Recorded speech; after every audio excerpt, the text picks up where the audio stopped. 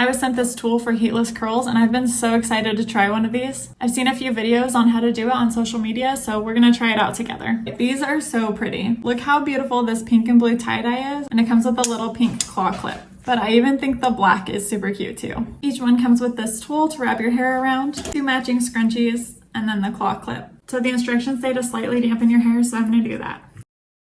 So since I've seen videos on these, I know not to dampen my hair very much at all. All right, then you just take this and clip it to the top of your head.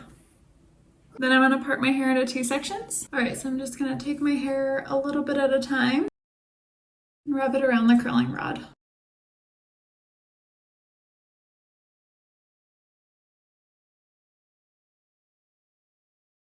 And then take the scrunchie and tie it off. Now I'm gonna do the other side. All right, now it's in. So I'm gonna leave it in for